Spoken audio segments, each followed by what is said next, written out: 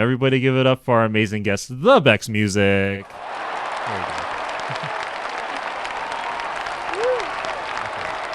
Alrighty. Sorry about the wait there, Bex. I appreciate your patience. Thank you for having me today. No problem. So yes, welcome to the Pilot's Lounge. This is where we come and hang out and chit-chat about whatever before the flight or after our flight. I think in this case, we just you just landed here from Ontario. So what was your flight like? Smooth sailing. Smooth sailing. Smooth sailing on the Bex Express. It only go a little bit of ebbs and flows, but mostly smooth. So Bex, like, I guess we could start from the beginning, but like, when did you first pick up the guitar? What was your first foray into the world of music? And that's a loaded question to answer too, because I feel like there's always so many different stages in the music, like, development, I guess. And there's so many, I feel like there's a whole timeline. I never know which one to pick. But if you're talking about guitar, that predates to high school. And I think it wasn't until the tail end of high school, prior to that point, like as soon as I joined high school, I immediately joined the choir. I immediately joined like the musical theater program. So me and my friends in my group, my circle, we were all very into music. And one of my best friends, Brittany, we started a band together called Brecony, where we combined both of our names together. And so we started performing, like, I think we did a few talent shows together, but there was always a reliance on needing somebody else to come in and like play a guitar for us. So I was like, I really want to learn guitar. I think I was listening to a lot of Taylor Swift back then too. And I got inspired off of her and her songwriting. So it was the summer right before my final year of high school where I picked up the guitar. It was a summer where I was living with my sisters in St. Catharines, and they were studying in university. And so they invited me to go like live with them for the entire summer, which was really exciting for somebody from high school to be away from home, away from the nest for like a full summer. And when they would be busy in school and I was like alone, I didn't know anybody in the community. So I had a lot of time to myself to just do whatever. And there was a guitar that I brought with me that was my dad's that I'd never played before. And my sister was dating this man who's now her husband, Martin, who taught me to play 5 chords on that guitar that summer. And then I just remember I kept playing the chords over and over and over again until literally my fingers were bleeding, until I couldn't play anymore because I was determined. I'm like, I'm going to be able to compose music this summer. I'm going to like write some songs. And I think that as soon as I was able to play those 5 chords, I started composing immediately. But wow. that was just like a summer experience from near the end of high school. Okay, wow. So you picked it up at a really good age, at a young age. I mean, you grew up in Canada, so it was like Avril Lavigne somewhere in there. Mm-hmm. Avril Lavigne for sure. That was definitely one of my inspirations. That's awesome. So you grew up in the scene, like you grew up with the emo pop punk scene. I think it's, again, that's where we kind of connected there. So like, who else did you grow up listening to? I'm sure like Simple Plan and Sum 41, right? Like, you're literally naming all of them. Yeah, Blink 182. I think I would throw like Postal Service in there as well. The Postal Service. Wow. Yeah, like they're still in that early 2000s nostalgia. Like, what would you categorize them as? I don't even know. They're more like new age indie emo, I guess, because it is Ben Gibbard still, but it was pretty eclectic. Because then I guess like more emo stuff would be, I would consider Evanescence definitely fit that category, and I listened to her a lot, like that band a lot. Yes. And then outside of those categories, like Michelle Branch was a huge influence too. Her and Vanessa Carlton, I think, like I guess they're more late 90s is when they entered. And then, but definitely like throughout high school, I listened to what was the album that Michelle Branch dropped? I think it was The Spirit Room. I think so. I listened to that obsessively. I think that was her second album. Mm-hmm. So good. And I think that influence to like that style of writing, her, Avril Lavigne, of just really writing from the heart, but in a way that's also super catchy and fun to listen to. I think that's kind of what inspired me and definitely influenced me in the future. You know, I'm a huge fan of Lights too. That came later though. I think that came more like 2009 was when she entered the scene, or when I became aware of her. Yeah, like electronic pop kind of started picking up around that time, like kind of integrating into the emo scene. It's funny because then 2009 hits, and I feel like I just got like that was when I started to forget, like not know artist names after that. It's like those are the artists I listened to over and over again repetitively. And then you move into 2010 to now, and then I feel like I got stuck in that era and I didn't move forward. And I still listen to new music, but I never retain the names anymore. And I never really know who I'm listening to. I wish I should. So concerts. Now, I'm a huge concert guy. So did you go to a lot of shows back in the day? Did you go to the Warped Tour? Did you go to like Taste of Chaos, anything like that? Or like... So I grew up in the country. I didn't really so to be able to go to the city was like kind of a luxury, and like I tried. So if I could have gone to more, I would have gone to so much more. But like Warped Tour was a thing. I think I may have gone to, was it called Indie Music Week at the time? Like indie shows and stuff like that. Few and far between, just from growing up in the country. Unfortunately, yeah. I think it wasn't until I left for university, which would have been 2008 era. That's when I started seeing a lot more live shows. Oh, okay. Awesome. Yeah. Like, who was your favorite big artist that you've seen? Well, Lights, 100%. And I've seen her progression too. Like I've seen because every era of Lights has been so different. It has been, so evolved. So cool. Yeah. Muse was a really, really good show. They are really good live. Yeah. They're cinematics, really sound. Yeah. I love when the sound can just like take you into like almost like a memory and just transport you into a different place. And Muse definitely does that. I've always been a big fan of the Killers, and I think from my experience too, like I think they've done some really good live shows. Yes. Those are the ones that stick out in my brain as being like memorable shows, especially the Muse one, but definitely Lights. Yeah, because she puts on a whole thing. Was that your first time you saw Lights on her last show just now, or did you see her before? No. Like I said, I've been seeing kind of like the progressions of her. So my first show would have been 2009. She came to Brock University. And so that would have been her first debut album. So I got to see like those old school stuff. And when she was playing when she was doing like the whole university tour run. So back before she was big, but she wasn't like blown up yet. Wow. And then, yeah, it's cool to be able to like go and remember shows from like different moments in an artist's trajectory, and their how they evolve and how their music evolves with them. Prior to the last one that I just saw, the Pep one, I would have seen her I think it would have been 2017, so it'd been a long time. Honestly, like she's the only one who I've gotten to just like follow from the beginnings. And I think that had a lot to do with like her just being so present on social media, because not a lot of artists did that back then. I think now people who like newer artists are getting more engaged with social media online, so now people can start to see the progression. Like I feel like there's going to be so many Twitch artists that are on here that are going to one day blow up, and we'll be able to be like, oh, I was watching their show from the beginning, like you. maybe but I feel like she was just one of those artists back then that kind of got that message right away as an artist, that like I need to connect with people virtually as well. And that's how she was able to reach out to so many people, so that so many people could follow her from the beginning. What is it for you that like really culminates you with an artist? Like, why is Avril Lavigne and Vanessa Carlton and Michelle Branch so important to you? Like, what is your connection with an artist? Like, it definitely, like for those three that you just named, it comes from artists that like you can tell it's coming from the heart space. That these lyrics, like they're emotionally connecting with it. You can just see it in their expressions, in the way that they're singing the words.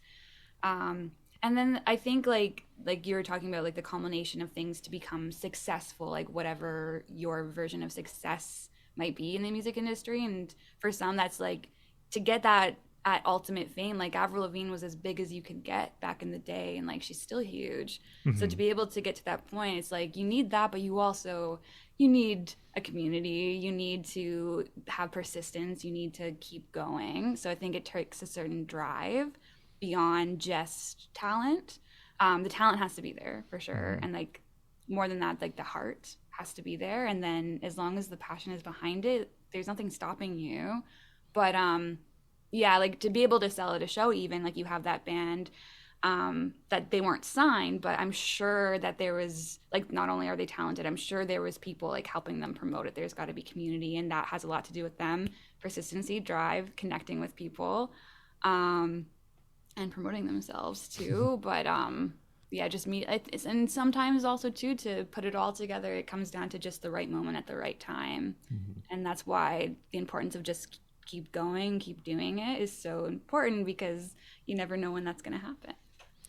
Exactly. Like you said, consistency. Like you definitely got to create that connection with your fans. I remember like back in the day, Avril Lavigne had the Avril Lavigne fan club. I don't know if you were ever part of that. Did she? I didn't even know that. No. Want to get to some music here? Would you like to play us a tune? Yeah. Alrighty. Any requests from you? Want to start with Barakai? Yeah. What's this song about here? So I started writing this song when I was 15 after a family trip to the Philippines. My first time seeing it. So I'm half Filipino. My dad moved here when he was just 9 years old. So yeah, I often get asked like what it was like to grow up in a multicultural home. And to be honest, like I was very Canadianized. My dad was very Canadianized. So we had aspects of the Filipino culture, but it wasn't until I went to the Philippines where it was like a feeling of home. And I think I'm like that something with Canada. About yeah, like, and the island was just so beautiful. Something just like got stuck in my heart, and I just needed to write it out in a song. So it wasn't until years later, when I was working on the Star Trails album, that I actually took those lyrics from that moment and revised it and composed it into an actual song, which you're about to hear now. Sweet. Definitely. This is a bop. So guys, please give it up for the amazing Bex Music. I dream Boracay. I dream Boracay.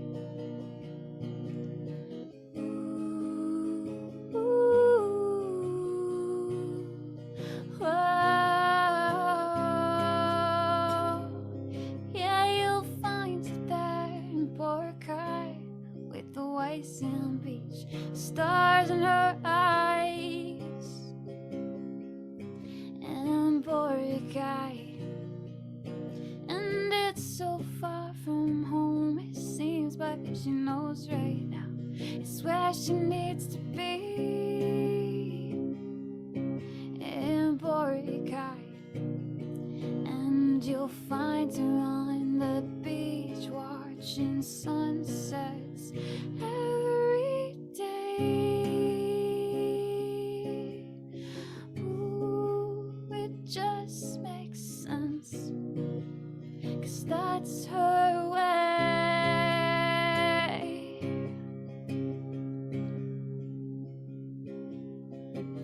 I dream Boracay. I dream Boracay. And everywhere you look around, it's hard to live and be let down in Boracay. Oh, Boracay. No matter what you've left behind, a piece of you is intertwined in Boracay. Yeah, Boracay. And it's all in the past, but you still feel the warmth on your face. Ooh, it all feels the exact same way.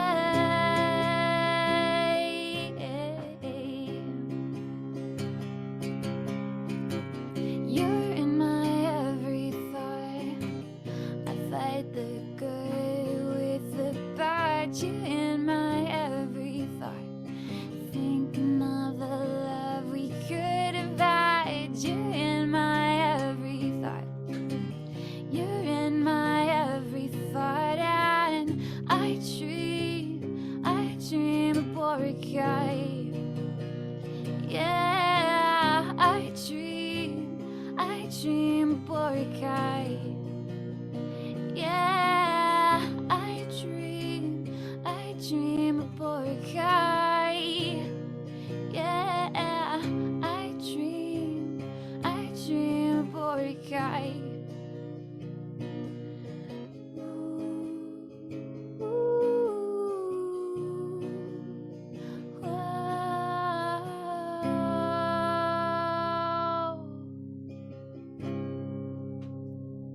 Thanks, Smooth Sailing. Thanks, Luca. I'm excited to meet you. I heard you're not feeling well. I hope you're feeling really better now. Thank you. Alrighty. So like you said, you visited Boracay as a teenager. Is it like now? I never made it out there. Like I've been to the Philippines as a Yeah. kid too. I think like it's kind of. Did you find it kind of like a culture shock when you went out there? Yeah, no, totally. Because, okay, so I was there when I was a teenager. Prior to that, it wasn't like like I hadn't traveled before. We had a family.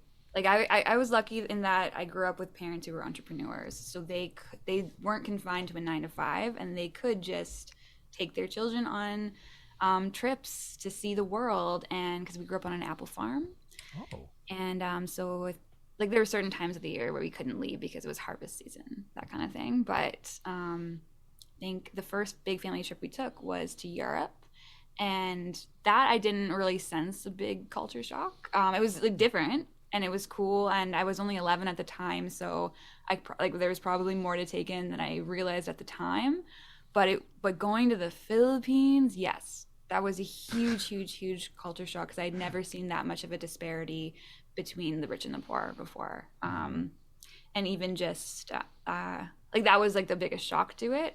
like you could tell. You could totally tell. Immediately, yeah, It's sad. immediately, Yeah. because they and as soon as, and this is years ago now, so like I don't know if things have shifted, but I don't think the government's changed that much, so I don't know. No, it hasn't. But it was really sad because I remember wishing that I had brought toys with me or something, because like I don't know if you remember like seeing children on the street and then they'll go up to you and they'll see if you have anything, because they can tell, they know that you're a tourist, even though I look Filipino, like they could still tell. Yeah. And There's a different look, distinct look. yeah, Mhm. they just knew, and I felt really bad. Yeah, it was like a very awakening moment. I think it was a good experience to have at that age too, to just open yourself up to that. Yeah. No, you said it right. It's like you really witness the third world when you go there. It's like even like from the air. So do you remember like from the airplane you're touching down at Ninoy Aquino? Is that where you flew into Manila, or did you fly into a different airport? We flew into Japan as a stopover, and then Oh, I same. can't remember. Yeah. Yeah, I think it was Manila. Yeah, Like you saw like Yeah. slums like right next to the jetway. yeah. Like just people living like right next to the airport. It's got to be so loud, and like it's like you got to deal with that every day. It's like people are just living anywhere down there. It's There's crazy. so many people. It was such a shock. A lot of people, and yeah. like like in such small spaces too. Like, Mhm. and I'm a fan of tiny homes, Yeah. but like this is like next level. Like they're clustered together, and it was shocking. It is, yeah. It's a real different world down there. It's nothing like here or in Canada where the streets are wide. And okay, so I don't know if you drove in the city, but did you like ride around in a car in the city at all? Like, That was the most terrifying yeah, experience. it's like there's lines and there's everything that a road needs, but nobody follows that. It's like No, go it's a whole- karts. What? like, I think like you build like a really good instinct when you're like a Filipino driver, because they're so confident, but like I wouldn't be able to drive there, not with like all of the rules and like lines that we have here. Yeah. They know what they're doing. It's just, but for like an outsider, it's like chaos. Yes. No, I would never drive there. Scary. Oh my god. I think the biggest, like the scariest was we were driving along, I can't remember where exactly we were, but we were driving along a cliff's edge, and the roads are so narrow and there's nothing guarding us from just like toppling over the edge. And like we were taking a cab, and this driver, he was going so fast because he's used to those hills, but it was like I remember I had to keep my eyes closed. It was also in the middle of some sort of rainstorm, happened at the exact same time.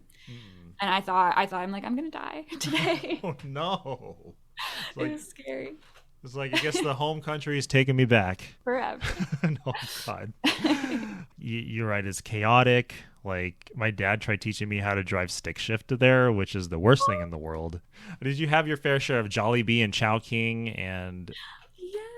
Well, it was like a Yes. little bit of a comfort thing to home, right? Because it was the closest thing to Canadian food, I think. And like Yes. that was because I think I've always gravitated more towards being a vegetarian, Hmm. and even at that age too. So, and I think my like memories and experience, I think like there's a mix with Filipino food. Like you've got they eat lots of veggies and rice and stuff, but a lot of meat. So I Yes. remember, A lot of meat. yeah, They have huge. They have full pigs of what's it called, lechon. Like lechon. yes, my favorite. Yeah. Yeah, my Mm. dad loves it. So we had a family event in the Philippines and they like it was such a big deal to like offer us the lechon. Hmm. And I remember feeling so intimidated because I didn't want to eat it, but that's so rude to the family and to the culture because it's such a big deal. It's like a very ceremonious thing and like Yes. a big deal for them to do. You're never gonna go hungry at a Filipino party, any party. So No. there's plenty of rice, plenty of soup and meat, and all the lumpia you can eat. So Yeah. let's talk about your album Star Trails, shall we? So Yeah. you guys can find Star Trails on our Spotify. If you could please share with us the background of the album. When did you start recording it? Well, I'd always dreamed of recording like a full album, rather because I know it's very popular nowadays to release singles and just, which is cool too. But I think maybe growing up and seeing like the old school format of like having like a physical album, it's just maybe it's just because it's something I grew up with, so it's something that I just always really wanted, and I thought it would just be like a nice thing to have to just kind of summarize who I am as an artist and yeah, it's just been a dream for a long time. And I think with COVID happening when it did, it honestly set things in motion for me because I was trying to juggle too many things all at once, and I was never able to just sit down and focus just on music for such a long period of time. So it catalysted everything, and then it also I had this month-long period which just felt very surreal as it did for many of us where we didn't know what to do with our time. We were trapped at home. So the beginnings of this album were most of the songs were written in April of 2020. Oh, that's I did, early on. yeah, Yeah. very early on. Yeah, just immediately I decided to give myself a challenge. I've always loved just challenging myself. So I gave myself this 30-day songwriting challenge, which I think I tried to do this year and I got sick, so I didn't do it. Oh. But I did it for this first one, so 30 days of songs, and most of the songs from that songwriting period ended up on the album because it was such an introspective time where like all this noise had like shut down and we were stuck at home, and so like all I could do was like go into my memories and try to like pull up meaningful moments and revisit them, like bring them back up so that I could turn them into songs, things that I had always wanted to write about that I hadn't before. So this album not only is like my first full length, but it's just a culmination of all of these different songs that may have been, or like ideas for songs for moments throughout my life. So I feel like it's just like a piece of my heart. And yeah, I tried to put a lot of heart and soul into it and present something that just feels real and authentic to me and to who I am, so that people can really connect to it more than just. Wow. That's crazy. So you wrote it during COVID, like during lockdown. We were just all huddled in our homes. You had nothing but time to write these songs and really focus on your music and pour your heart and soul into it, like you said. Like, do you believe that like your surroundings really has an impact on your writing? Do you think that's a huge factor? Like, do you kind of try to isolate yourself, or do you have to be like in a certain environment to be inspired to write, or like what is your process there? Like, I can't have distractions. So the process, I guess for that time, because I had nothing, like, I think for me, like what had held me back is not being able to multitask.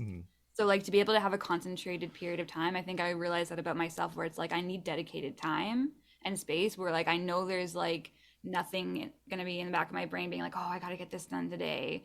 To actually like schedule time, like, because even if you're not in the mood to write, I think having an allotted period of time, as soon as you get into the groove of it, what I realized through that process is things will come, it's almost like a discipline, like almost like meditation and like whatever practices you have in your life where you just gotta dedicate that time of the day to put an hour into your exercise or an hour into your meditation, and you will get something out of it. And even if it's not a full completed song. So yeah, so I think just freeing my brain to like take off the pressure of like having to have a certain expectation at the end of it. It's like, no, there's like, even if there's no song at the end of this, it's okay.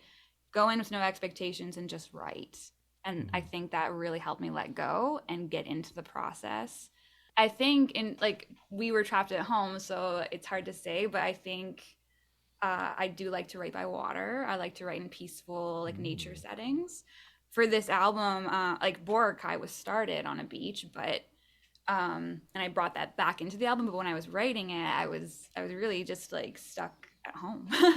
So I had to just create. I call it a Zen den, like where I created a space where there was no distractions around me, and yeah, I would just stay in that little nook of the house, and yeah, just stay there planted for a couple hours at a time or longer, whatever it needed and whatever like felt, wherever the flow was going for that day, basically. Wow. That's great. That's cool. Like you need total isolation. You need to be in a serene place. So since you're in lockdown, you had nothing but time to gather your thoughts of everything you've done in your life. I think that was a huge reflection time for everybody, you know? Yeah. So that's cool. That's really cool. You have process. So like one day, like when you're on a tour bus and you're driving down the hills of Sweden or whatever, would you be able to write in the back lounge of your tour bus, like if there's all this noise and stuff while you're entourage and stuff? Like how, you know, you see how like artists like ride on the road. Would you be able to do that while you're on tour? Like, you know, I'm sure if you're like people are adaptable. So like I'd like to think that I could do it, but I've never tried. Oh, I know I've written lines on subways before. Oh, okay. So, It's like in a moving vehicle, you would really. yeah, I think I'd be fine. It's as long as like people aren't like interrupting the process. So if I was on the subway writing and then somebody just like poked me or something, then like it would totally take me out of the state, I think. Or they're like, "Hey, you're the BexMusic. I love your streams. Can I get a picture with you?" Yeah, for sure. We're gonna definitely touch base on your live show experiences. By the way, well, you only had one. This was your first live show. This recent one. Oh, the first one with a full band like this for my it was the first time playing the album. Okay. Okay. Prior to the pandemic, I was doing like indie like coffee shop, like much of like what you hear online. It was just me and my guitar doing like acoustic shows at smaller venues, but I'd never played a venue like this before. So this was different. This was the first time doing this particular venue where I've gone to many shows there, but always dreamed of playing it. So that was exciting.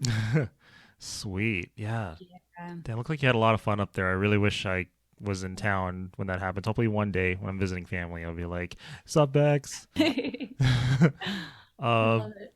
Are you going to be like the backup dancer, you in Jersey? Yes, we're going to be the backup dancers with corsets on. I'll play bass for you in my corset. Yeah. And he We can don't play have this. a bass player, so we need it.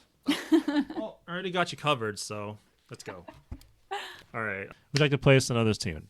Mhm. As I ask you while you're I'd sipping. love to. I would love to. Alrighty. Maybe I'll play you guys some feelings. Feelings. Alrighty. Sounds good. And once again, guys, please give it up for the Bex Music.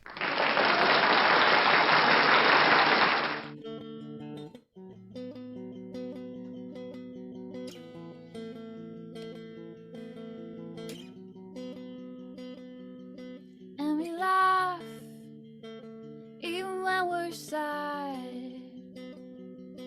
and we cry even when we're happy, and we rhyme even if we don't want to, and we stop just when it starts to get a view.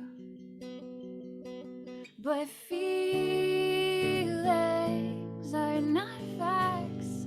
Think before you.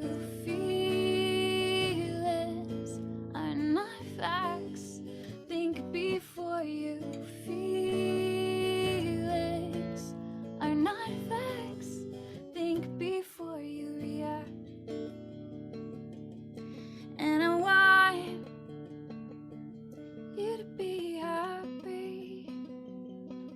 I want you to take that back, please. Am I blind to something I'm missing? Do I need a new way of listening?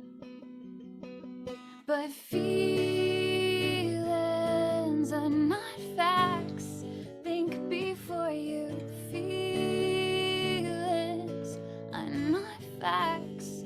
Think before you. Feelings are not facts. Think before you react. But I can't stop this feeling. Whoa, I can't stop this feeling. Whoa, I can't stop this feeling. But feelings are not facts. Think before you. Feelings are not facts. Think before you. Feelings are not facts. Think before you react. But I can't stop this feeling. Wow, I can't stop this feeling. Wow, I can't stop this feeling. Wow, I can't stop this feeling.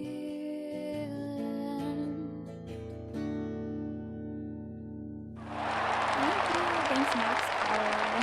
Thanks, Luca. Feels. It's Pete. Thank you. Awesome. Can you give us a little background on that one too? Yes. So that was very much like a therapeutic process song of just what you're trying to say is just coming out all wrong, basically. And, or you realize in hindsight, it's that realization that in hindsight, like, oh man, if I had just taken a second to take this in, maybe I wouldn't have misinterpreted this or that. And just, yeah, to summarize, the idea that feelings are not necessarily what they seem. And so throughout COVID, especially for me, just on a personal development level, I've just been trying to hone in on identifying my feelings, coming up with like where are they coming from, because oftentimes we get a feeling we don't know where it comes from. So really trying to hone in like where is this coming from, what triggers it, what brings it on, so that I can just understand a lot more. If somebody was to upset me, they didn't realize that by saying certain things would upset me, like being able to identify why and like where that comes from, so that there's less misunderstandings, I guess, was me trying to work through that process with feelings. How at the end of the day, sometimes you just need to take a second to breathe before you react. And not to say that feelings are invalid. Feelings are so important. So I don't want people to misinterpret that with the song. I want them to know that feelings are so important. It's just taking that second to recognize where they're coming from, so that you don't react before you've had a chance to process, basically. Yes. And then, yeah, that's it. Sorry, I'm like, that was tangenty, but No. You hit the nail on the head. All feelings are valid, and it's always best to, like I said, take a deep breath and think before you act, or before how you express those feelings. And like the last thing you want is someone to misunderstand your feelings, right? And get like the wrong idea, because that's how misunderstandings happen, and that's how breakups happen, and all that jazz, all that good, fun, fluffy stuff, right? So wow, so that's really good interpretation. And Smooth Sailing says, you have great timbre, love it, awesome song. Thanks, Smooth Sailing. What is timbre again? Like I want to say like the timbre of your voice. So I want it like the is it related to tone? I think it's related to tonality. So just I don't know. I'm really bad. Bad with things. Yeah, I don't know the music terms.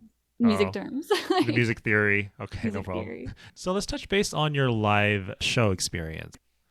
So this was my first band show. So like the one that just happened recently, that was it. Like that was the first like official like with my own music. Like I've done some like fun band stuff for like cover song stuff before, and that was less intimidating because I wasn't like the main act. I was just playing with the band. I was the lead singer, but we were coming in together as a team. Whereas when you're going out with your own stuff, it can be pretty scary. So yeah, this is my first time doing that, and it was, I think it was just interesting with the timing. Maybe in the past I would have been a lot more scared, but having time to play for people, I think through Twitch even helped with that, because it was just like taking what I'm already doing here and then translating that into a stage with a band was so cool to do. And like I was just excited. I think people are just really excited to perform right now, that I was just riding off of that energy. So I was just ready to do it and ready to play with like live musicians again and like other people, so that you can, it's nice because like when you're on stage together, like you're vibing off of other instruments and other like emotions and feelings too, and connecting that way too is really, it's different. And I just really enjoyed that, to be honest. Wow. So all the years playing with the band definitely requires a lot of vibing. Like you got, like you're following a rhythm, you're all working together, helping each other out. Was that also you said that was your first band show. Was that your first time playing in a band, or like rehearsing with one, or like, or have you?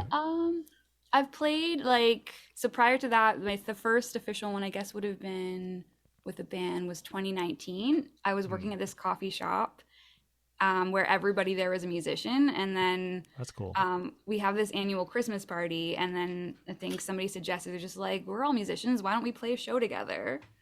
So that would have been like the first time, and that probably gave me like the bug to be like, I want to be in a band.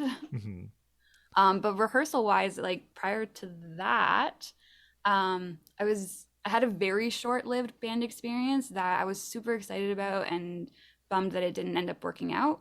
But it was like this indie rock band where I wasn't the writer. I came in as a backup singer and guitarist, and I just liked the atmosphere of like coming into rehearsal with like not the pressure of being the lead orchestrator of it all, and just being there to sing and help create, but through somebody else's vision was really fun for me. But then that didn't end up working out, but I wish it had, because I think that would have been really cool for me too. Dang. That sounds like it would have been a lot of fun. Dang.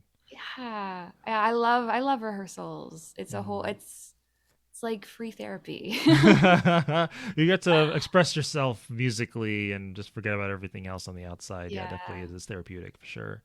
Yeah. So Salen said tone and vibration. Oh, okay. I kind of like when you're doing those, I don't know the term, but I think I know what you're talking about. Stepping out of the comfort zone and doing your own thing is very challenging, as you don't know how people will receive your product. Exactly. Like, did you ever think like that night, like, are people going to like my song? Like, or did you just went for it? Like, I try really, because I believe in like the power of your mind, like more than ever now. I tried not to think about worst case scenarios, because like things like slip into your brain where it's just like, what if nobody comes, or like what if like I'm playing to an empty room, and like that was my biggest fear. Or yeah, like because it's going to be a club, like you're just worried that people like won't vibe, and then they're just going to be talking over you the whole time. Those things slipped into my head, but then what I did to counter that was I just started envisioning the best case scenario, and I feel like that's what ended up happening, was like everybody was just there to like have a good time. And I feel like I worked really hard too to try to make that experience for them, because I wanted them to be able to just enjoy themselves and feel comfortable and have a good time and make it about them as well, because we're all like collectively in this moment together. So that's good. It's a good way to think about, like, you're gonna vibe well with the audience regardless, no matter what. You're just gonna give it your all. Yeah, exactly. I think I went in with that mentality, and then I think that helps a lot. That's great. It's like, you hear all these stories from all these huge artists, like, oh, we only played in front of 10 people or 4 people and we were booed off the stage. Like, I remember, it's like when like 21 Pilots did their start, they used to play bars, and it was just the two of them. Oh, it's only the two of them. And like, they would have to do things to try to get the audience's attention. Like Josh would do backflips off the piano just to make people turn around from their bar stool to see them for 5 seconds. If something similar would have happened, like, like you said, like people are just talking over each other, like you think no one's going to really pay attention. Like, do you think you would, was there something you would try to do to out of the ordinary to get their attention? Like, I don't know, like sing a certain song or like try to talk to the crowd, like, hey, everyone clap your hands. Like, what would you do something like that to keep people engaged? Or, So that's exactly what I was thinking of for this show. I think because I had so much time to think about it, I did think about all those. Like I didn't. One of the things I didn't want was dead space. I wanted there to be this because then as soon as that happens, then you might lose people, especially in a bar setting. In like an acoustic, like indie, like coffee shop setting, that doesn't matter. Like you can take your time. yeah. But for something like this, I wanted people to feel like they were like really getting a performance. So that was something I worked out with the band where I was just like, okay, like, can you like let the guitar ring for this? So then like, even like while I'm saying this thing, like, there's no like silence in the background. Like there's still like music playing. So like for the transitions of the song, for example, from Feelings to Boracay, it's the same BPM. So we can like go from that song and almost like DJ into the next song and like, keep it going. And then I strategically planned like when you're going to say things to make sure like you're like looking and like connecting with the audience directly. Like definitely those were all things and like the entry, I think the biggest thing I was worried about was like, okay, like what if the room is full and it's noisy? How do you get their attention from the get-go? So one of the things that I planned on, and I think it's worked this time around, and it might change depending on the venue, depending on the audience, was starting off really quietly without the band. And so I started off like similar to the album where it was just like a nice little like almost quiet intro song to set the tone, but keep it really brief so that people also don't get bored, but to like make it very apparent that like, oh, the show has started, and like rather than like speak to them right away, like get their attention with like, oh, what's happening? Like why are the lights dimming or whatever. So I think it all matters. It's all part of the art form of like putting on a show. Audience interaction is really like if you're just up there just singing songs and not talking to anyone, it's kind of, especially in a small setting like that, it can be a little awkward. It can finally feel like as good as a DJ or something, but it's good that you try to interact with them. Yeah. It means something to me. So like I just try to think of like, well, what would I want to experience as a listener? But which is totally understandable too, because I can never do it up there by myself or like alone with the band, like you're with other people on stage, you know, you're not, it's not just you up there, but yeah. Cover songs. Do you think that those are important, especially if you're, you know, just starting out? What covers did you play that night? Just one, because like my set was only 30 minutes, so I wanted to make sure as much Star Trails album could get out there as possible, but I wanted there to be one song to connect with the audience. It was important for me that it be something that people would recognize and also something that I enjoy, because if I enjoy it, then like I would just imagine then fans of me would also enjoy what I enjoy. So I picked a song that I thought people could, like an anthem song. I did Jimmy Eat World. I did the middle song. Because everybody knows that song, and they recognize it right away. But we did like a nice like slowed down version of it just to make it a little bit more Bex and like fitting to like the rest of the song. So it wasn't just like suddenly like this hardcore like pop punk song compared to the rest of the album. So yeah, I think that's something that is not only good for artists that are starting out, so then you can like build a rapport with the audience through just common connections through music that you both like. Yeah. But I think even if you're big, you should still like, I think doing covers is still like a fun thing to do just to keep things like mixed up for yourself as an artist. If you do a really unique cover of something, it can just be a fun integration into your set. To also, so you don't get like bored of your own set as well. You can just keep changing it. Exactly. Yeah. It's good to pay homage to other artists, you know, ones that inspired you like growing up. They're going to be like, they're going to vibe. Okay, this girl loves this music. She's awesome already. It's kind of, I think kind of the same thing goes with your song list, because not a lot of musicians on here. I mean, there are a lot, but not as many musicians on here that have their own music. So that's cool that you incorporate your own taste in there, because like the song list is I was having a conversation with this for someone I was modding with, is that song list has got to be one of the most important aspects of your set, of who you are. It shows it's like your main interaction musically with your audience, as well as shows what your taste is. So if you have good taste, like when I saw like all these pop punks, like if you saw Taking Back Sunday in there, I think, right? You know, I saw like, okay, she's amazing. I already like her. Boom. I'm going to request this, and that. So yeah, it kind of goes 2 and 2. Yeah. It immediately like filters. It helps your audience to know if they're going to like you. It's true. I think so. Definitely good. Totally like done that. Yeah, it's also helps with a good first impression as well musically. It's like, so would you like to play us another tune? I would love to. Alrighty, take it away, Bex. Go for it. Broken. Okay, so this is one of my originals off of the Star Trails album. And going back to like the meaning behind feelings too, it's another song that was very therapeutic to write. Very much about a feeling that I think, as we were talking about before pilot, about how like every emotion is relevant. And I think sometimes the darker emotions we try to push down, but then when we don't talk about it or don't bring it up, then we're left feeling like, oh, am I the only one that feels this way is the issue, I think. So the whole reason for putting this song on the album is to just connect with people who are maybe going through that emotion and knowing that other people feel it too, so that they don't feel alone in feeling that, and that it's one of those ebbs and flows. So I hope that it connects with people at the right time that they need to hear it, and generally just makes them feel less alone. So that's the idea. Connection. You're Exactly. just a pro at that. She's relatable. I try. You hit home all the time. She's hitting home. Thanks, No problem.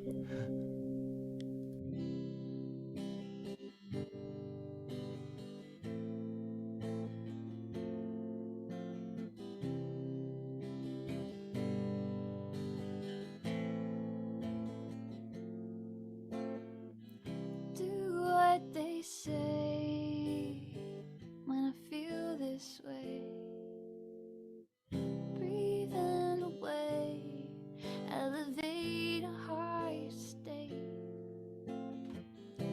I hold my pride and on my chest. I let the tears forgive my heart.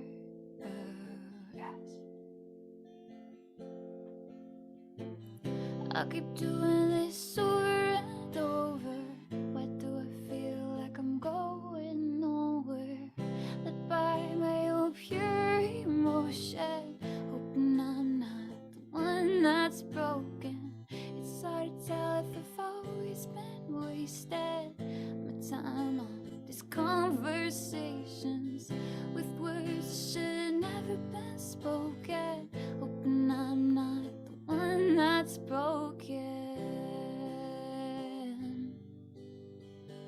Hoping I'm not the one that's broken. I sink like a stone, body and soul. I try to let go, but the feeling only grows. I hold my breath and on my chest. I let the tears forgive my heart a rest. I'll keep doing this over and over. Why do I feel like I'm going nowhere? Led by my own pure emotion, hoping I'm not the one that's broken. It's hard to tell if I've always been wasted my time on these conversations with words that should never been spoken. Hoping I'm not the one that's broken. I can't see the pieces fit together. House of shattered mirrors go on forever. I'll keep doing this over and over. Why do I feel like I'm going nowhere? Led by my own pure emotion, hoping I'm not the one that's broken.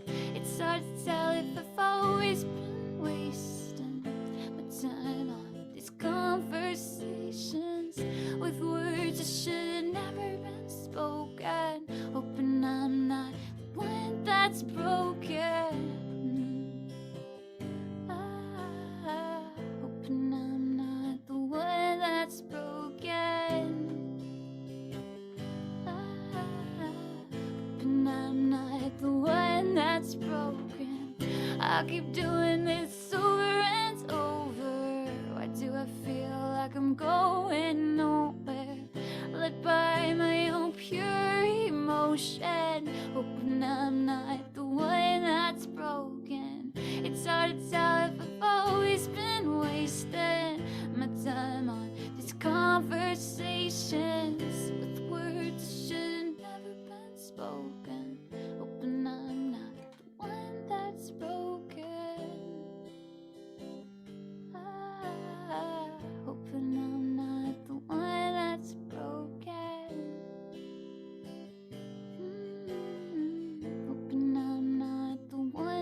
that's broken. Thanks, Pilot. Just a couple more things here. So this is another major question I ask everybody on the show. What are your major goals?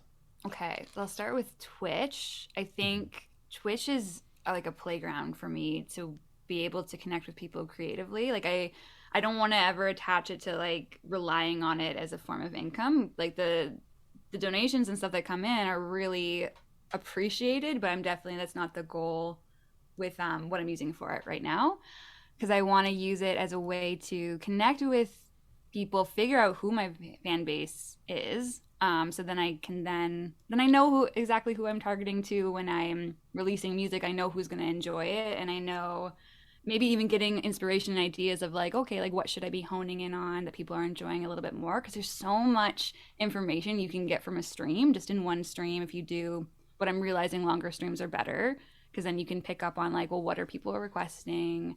When do people dip in and dip out? And like, yeah, I'm just trying to make sense of it all. I'm using it as a way to just explore. Also getting better. I think I was telling you live how I'm trying to get more into the tech aspect of things as a musician. So my goal right now is to eventually be able to produce my own music. And so even just using it as a way to get a good sound going, like get a good setup going, and then something that I can then translate and share a little bit more of the production process as well. I think Twitch is going to be really well aligned with that, and it's a good playground too to see like what people think and just experiment. Where else you can't do that on a live stage, because like we were saying before, like a live stage you're there to perform like a very specific set, whereas this is a lot more casual, and I love that. And you're free to just make mistakes and just be like a real person here, and I love it. So that also like ties to my goals as a musician as well, to eventually be able to produce an album is the next big goal. So I think that's what I'm working on now. So I'm in a writing stage right now, and then my goal is by January 2023.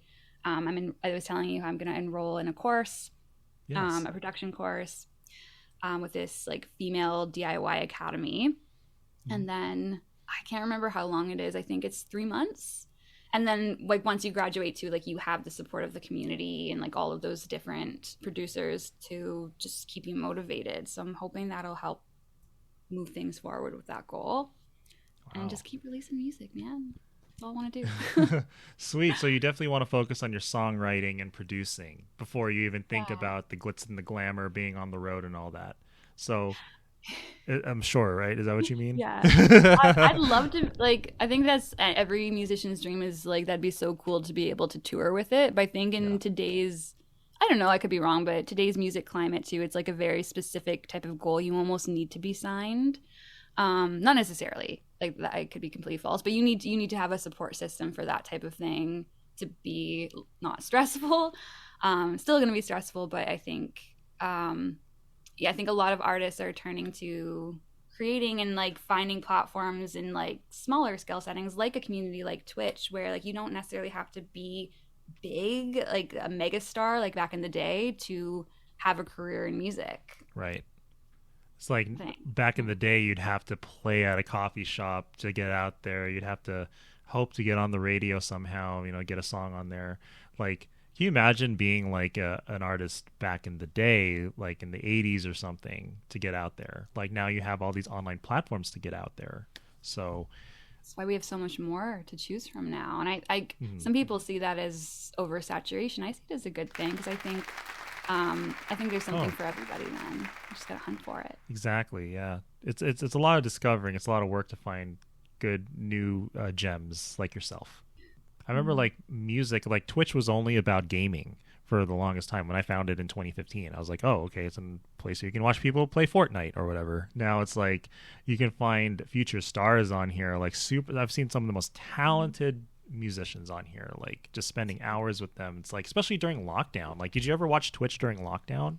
A little bit, but then there was other streaming platforms too that I got sucked into. But streaming platforms in general like blew up over COVID, and I Yeah. definitely got sucked in because then it was like it's like a little mini personal stage in your home, and you can just chill and watch and meet all these people from all around the world. Yeah. It was just a new concept for me. It was so cool.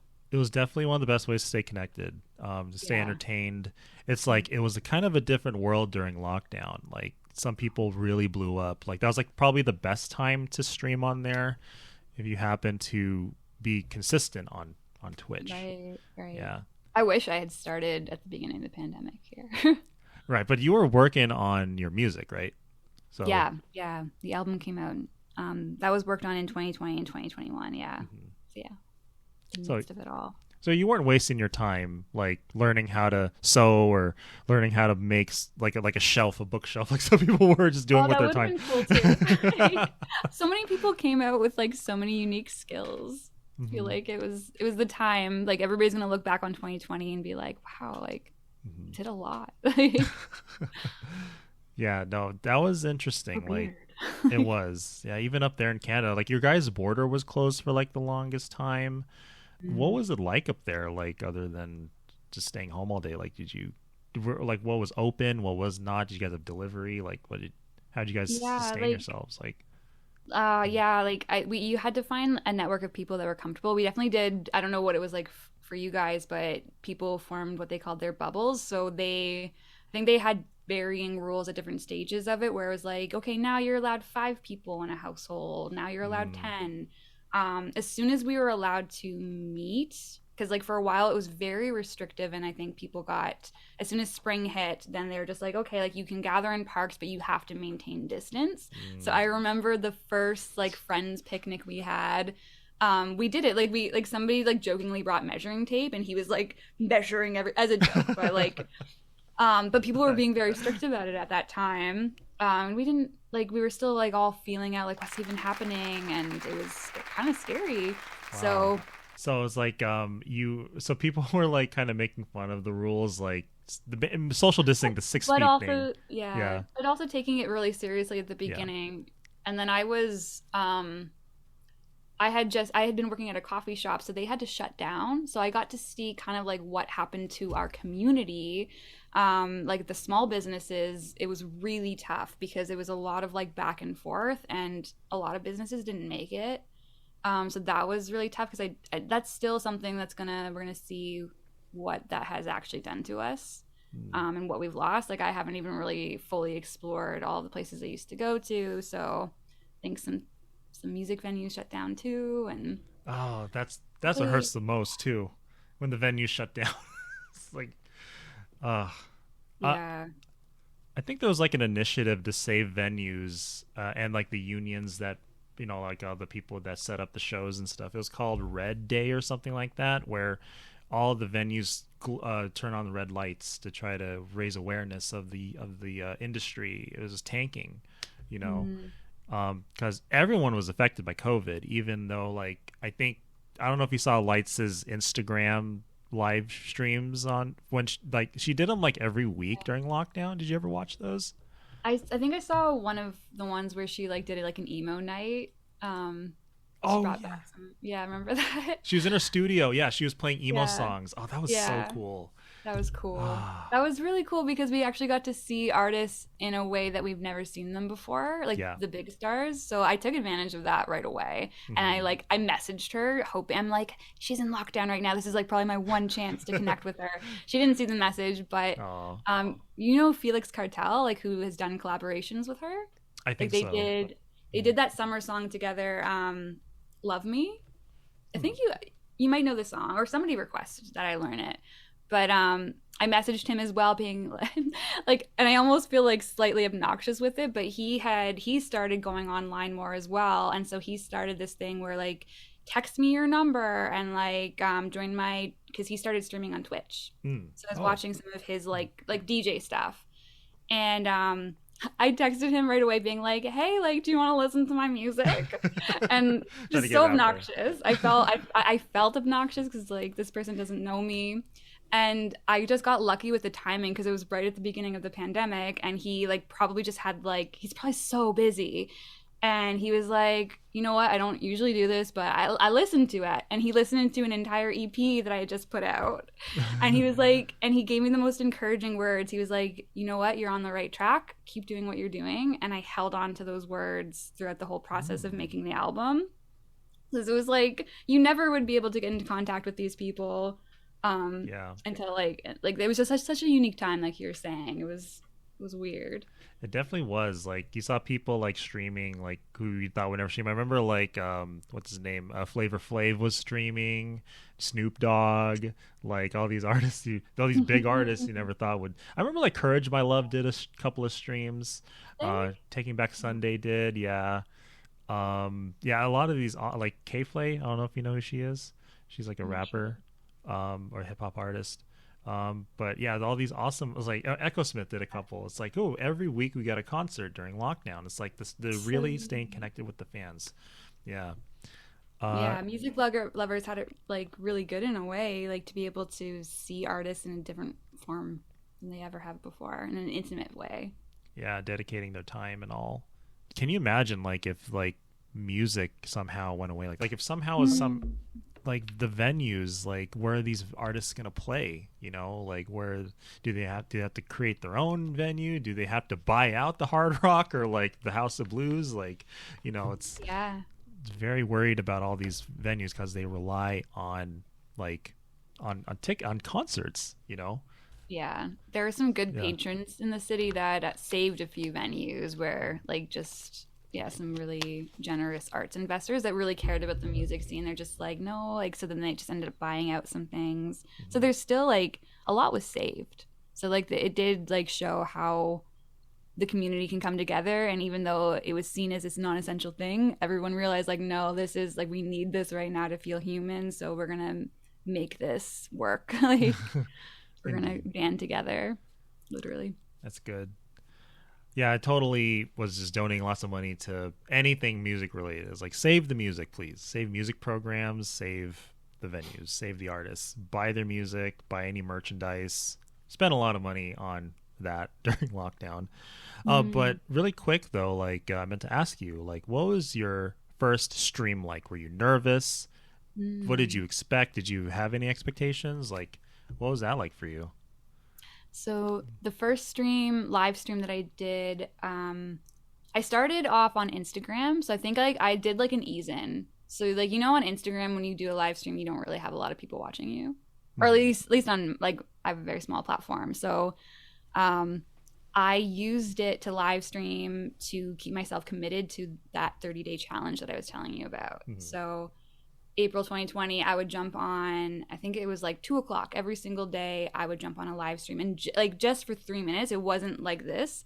It was like just a quick 3-minute stream. I wouldn't even totally engage with the audience too much because I was so nervous. It was very nerve-wracking. Really? And I was always scared to be judged. So, but I just kept doing it because those songs were very raw. Because it would literally be like right off the songwriting floor. I would just like go online and share what I had written for the day. And I wanted to make it live so that I would stay committed to it. Because then it was like, okay, I've told these people that I'm going to do this. So I'm going to do it. And that was really nerve-wracking. But I think it gave me the courage to then dip into live streaming. Because what I did was I made a few YouTube videos during the pandemic. Not a lot. Like I was gonna jump into YouTube stuff, but pre-recorded covers, and it was a scout from one of the streaming sites that saw one of my covers, and they were scouting people at the time for a new platform called Sessions. Was the streaming platform. So they recruited me for that, and I was lucky that my family and friends are really supportive. So I told them just like, can you come to my first live stream so that there's people in the audience that can like send positive energy just in case like anything bad happens. And they all came, and I think that helped like boost the courage to just keep going. Wow, that's cool. They definitely got to feed off the energy of others to help you keep going. It helps a lot. So you were nervous, right? So you didn't know what to expect on here. Like, Yeah. thankfully, the music community on here is very open and welcoming. You're at home here, so I'm glad that you're starting to kind of build. I found you rather early on. When exactly did you start? On Twitch, I started at Yeah. the very end of January, so like early February Oh, time. okay. But I think I was doing maybe like, yeah, so February 2022 this year. Yeah. Um, yeah, so I guess it's been a little while now because time's flying. Been about 3 months, about two, Yeah, 3 or 4. So I found you, I think, was that in March? I So think you, so. like, Yeah. within your first month, you weren't even affiliated yet, I think. And No, no. 'Cause I think I was just doing like one stream a week just to kind of test the waters and see what is this Twitch? Like, I, wow. Yeah, I did find you one day. I was like, what's this Bex music? Hmm. and So now you're my first mod. would you say that before lockdown, would you say that you had a more social life before then, or is it kind of the same? Yeah, definitely. I had a more social life before, but in different. Now it's in different, right? Because I consider this to be a little like a different form of socializing. But yeah, even just going back into the world, I feel like we're all experiencing that right now, where it's like a social stamina thing. Like Mhm. at least that's been my experience with my group of people, where you get fatigued a little bit faster, because even when I'm streaming, I feel like I'm losing a little bit of social cues. Where like you're streaming, and you're just talking at people, and you're reading stuff, and you're responding to it, but you don't see their facial expression. You're not listening into like those social cues. So just even like the art of the pause too, to like pause and listen, I feel like we are gonna have to like relearn some things. I don't know.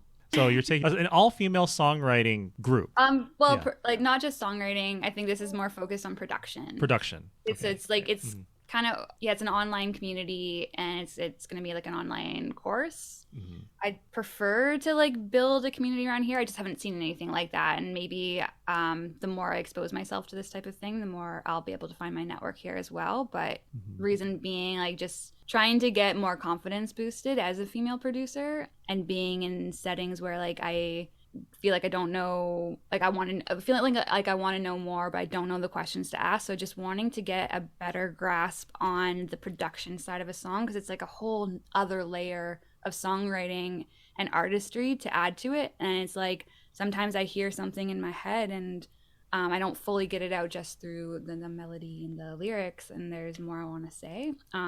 And working with producers too, like you can work that out together for sure. And I've definitely co-created stuff that I'm really happy with. But I'm just curious to see like what can I do out of just like my own brain. So that's going to be the next adventure. Sweet. Can't wait to hear what kind of awesome songs you got in the works there. But like, would you want to like write on stream, like have people contribute, or is that just like you said, you need isolation? Is that something you'd be willing to do, or? It'd be out of my comfort zone, but I'm always trying to push outside of my comfort zone. So like I'm used to writing in isolation, but I'm very inspired by all of the artists on here. That there's so many that just write on the stream, and I'd love to be able to do that once I feel more confident with being able, like, I also, yeah, I just need to understand how to technologically be able to share the production process as we go on stream for it to sound good. So in theory I'd love to. We'll see. Yeah, that'd be super cool if you Yeah. give it a shot. Every streamer kind of has like their own little gimmick stuff, their own little like inside jokes, like the Bex Express. Okay, I love so I love that you coined that. I can't even take credit for that. It's so good. I was thinking about calling it the Bexpress. I don't know. I'll let I you toy like that with because that. then like Yeah. I like the word expression, and then like it's like two different things. I like that. Double meanings, double entendre. You did do that awesome collab stream with Oleada. How was that? Yeah. Oh, Yeah. she's so like that was okay. You were asking me earlier, like, do you ever feel like starstruck? I feel like it's funny because I became like a fan off of Twitch, of her page, and just thinking she's so talented. And her, like, the single that she just put out, I actually listen to it a lot, almost every day, because I find it to be like this beautiful self-love anthem. So to meet her in person and have her come to my home was so cool. It was so fun, and she's so sweet. And I didn't know what to, yeah, I didn't know what to expect, but it was nice. We were just kind of like vibing off of like similar interests like us, like just like what songs we both know. We both are big fans of early 2000s stuff as well. And I think she made the comment where like her set list is a bit more pop and then mine's more rock, and then combined it was something kind of unique. So that was cool. Dang. So you guys had like a more of a different genres that you just kind of combined into one. And so Yeah. dang. Yeah. So would you say she's like your top favorite on here right now? So Or far, yeah. I hate to like put rankings, but like the same. MySpace days. But Oh my god, MySpace. Is she on your top 8? Let's be honest. imagine if they did that here. Oh my gosh, that'd be awkward. Oh. Well, at the bottom of your page you can put like recommendations. So is That's she true. she on your She's top on my 6? recommendations. She is. She is. She's on Yes. my top 6 I did. actually. Oh my god. But at least it doesn't order them in numbers. At least it's just like whoever's playing, right? I yeah, think. whoever's live. What was your like? Did you have you know how we all had music on our MySpace page? Yes. What was your song? Or I guess you probably changed it up. I just remember having the same song the whole time. I had the Offspring on there once. Nice. I think I had like Helena on there once by MCR. Yeah. And one else had R&B, hip hop, like Akon or whatever. But yeah, no, I had the rock. So Nice. yeah, there weren't a lot of emo kids at my school. It was mostly hip hop and like R&B. Like there was like this very small group of emo kids that hung out at the lunchroom. There's like a staircase by the lunchroom, and they Always all by the staircase. That makes sense. exactly yeah under like away from everybody. Yeah. They all had the I guess makeup. I was part of a little bit of the emo group, I guess. Yeah. Oh man. I was gonna request this earlier, but would you be down to play Star Trails, your title track? Oh yeah, I can definitely do that. Alrighty. Oh, what's the story behind Star Trails again? So the album that I put out is called Star Trails, and this one, like, Star Trails are just a beautiful like metaphor for life as well, and just how everything kind of like wraps itself back around, and it's always with you, right? Mm-hmm. So that's a little bit of like Star Trails, the album, and the song itself. I wanted there to be an intro song, basically, to set the tone and the vibe of what the album was going to sound like. Oh. So it's just a short little song, kind of introducing the vibe and making taking you into the space journey, we'll call it. Sweet. That's awesome that you like to set a vibe for the album. Like you want to put a tone and a theme. Yeah. I wish more artists would do that. I mean, I'm pretty sure every artist like tries to put a little dash of that in there. Alrighty, cool. Without further ado, give it up for Bex Music.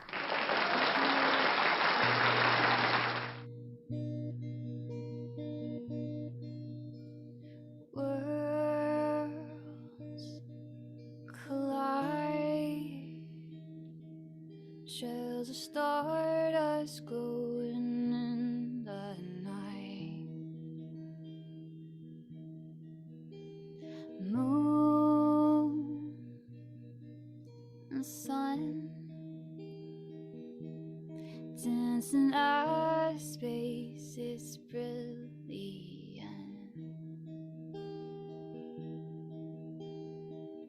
Keep leaving star trails, star trails, star trails, star trails, star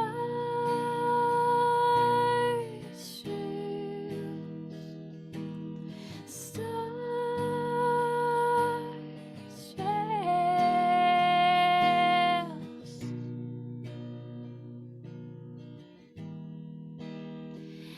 Trails stardust glowing in the night.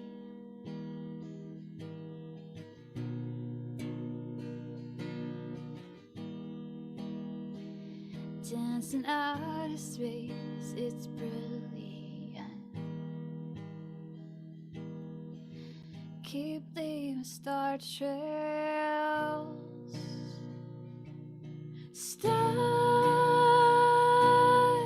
trails, star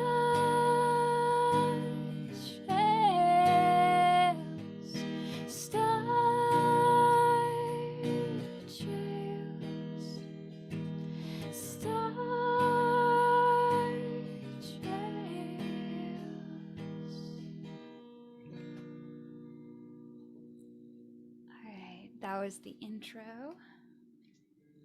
And next up, somebody requested, I believe, Supergirl. So the story behind this song is I have a niece and nephew named Charlotte and Oliver, and I wrote them both their own song shortly after they were born, just as a song that I wanted them to grow up with, something that would remind them of how special they are, and just, yeah, but also a song, I put it on the album because I was like, well, other people might enjoy this too and share it with their kids. This one was written for Charlotte. It's called Supergirl.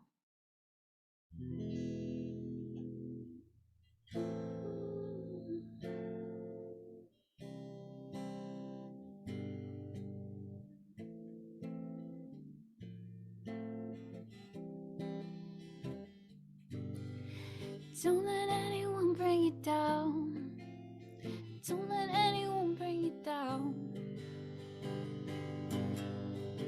Hey, Supergirl with the bright eyes still closed. You've been dreaming, but the world can be cold.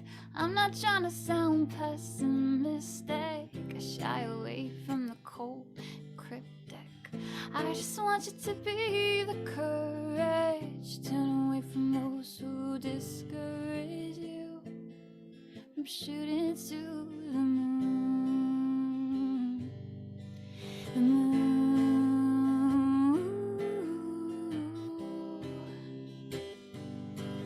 The moon.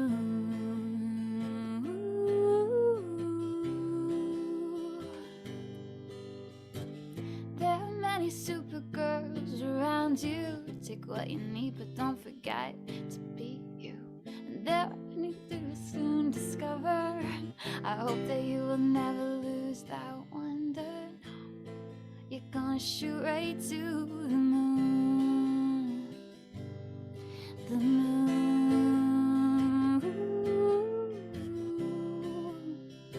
Hey, Supergirl, the moon.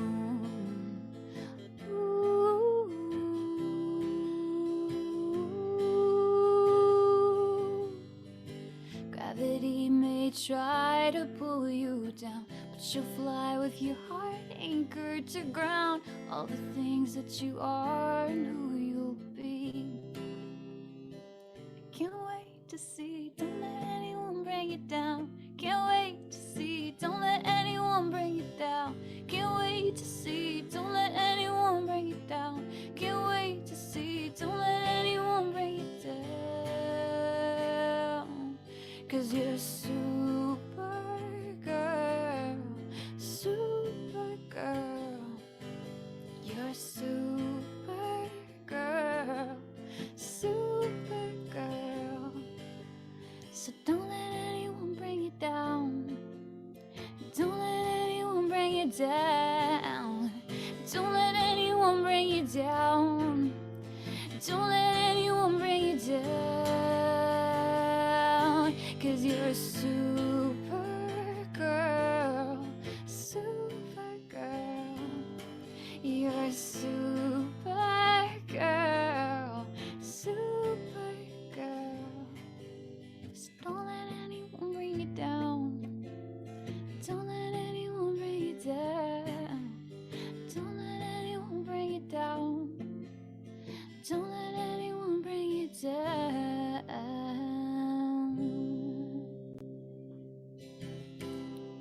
So thanks, Violet. Ooh. Awesome. Thanks for that. Also, another mini set here. Guys, I really hope you guys are enjoying her music, as I just vibe out and just go into another galaxy every time she sings. It is just, wow. So what's next for Bex? What can we expect from Bex next? Well, you can expect, hopefully, like, goals is more consistency on, I feel like I've been consistent lately. I hope I have been with, like, my Tuesdays and Thursdays here. So just, like, expect more of that. And then I want to keep growing the show for you guys so that I can start showing you more of the process, like we were talking about earlier, showing more of, like, getting more of a setup here so that I can really show you as I learn, more of the production skills. So that's the biggest goal right now, is really going through that learning curve. And just keep developing and growing, keep making music is the goals. So Yes. 2023, maybe my first fully produced album by myself. Like, we'll see. Sweet. We'll see how it goes. And we'll definitely follow you every step of the way there. Really, like I said, you got a good community, you got a good following coming together. So I'm definitely glad you are here with the community. The music community welcomes you with open arms, and definitely wish you all the best. And I really appreciate you, Pilot, and also, like the streaming community and Twitch in general. You guys have been amazing to just keep supporting and encourage. It encourages me a lot. And I'm sure like a lot of artists on here feel the same way. So thank you. No problem. Thanks for having me on your show. I love it. Absolute pleasure there, Bex. Can everyone please give it up for Bex one more time?